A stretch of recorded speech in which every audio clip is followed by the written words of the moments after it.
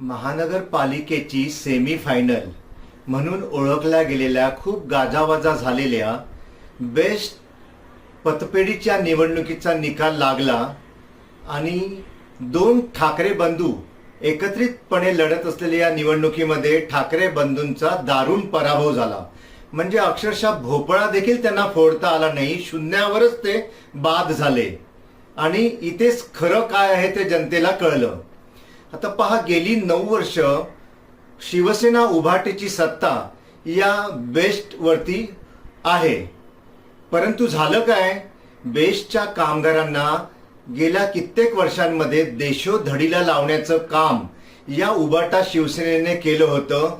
Best कामगारांना संपवण्याचं काम, बेस्टला संपवण्याचं काम, बेस्टचं प्रायव्हेटायझेशन, खाजगीकरण जर कोणी केलं असेल तर उभाटा शिवसेनेने केलं.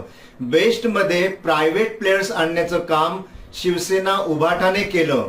बेस्टचे कामगार अक्षरशः देशोधडीला लागली, त्यांची घरं उद्ध्वस्त झाली आणि म्हणूनच बेस्टच्या कामगारांनी उभाटा शिवसेना आणि या दोन्ही ठाकरे बंधूंना योग्य तो धडा शिकविलेला आहे. त्याचाच हा परिणाम आहे.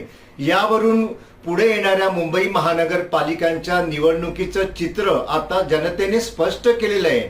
जनतेला असे भ्रष्टाचारी लोक नकोयत, विकासात्मक काम करणाऱ्या लोकांना जनतेला पुढे आणायचे आणि म्हणूनच येणाऱ्या मुंबई महानगरपालिकेच्या निवडणुकीमध्ये या मुंबईचा विकास करण्याकरिताच या मुंबईतील जनता हुशार आहे आणि ती महायुतीला प्रचंड मतांनी विजयी करून देईल, याचंच हे उदाहरण आहे.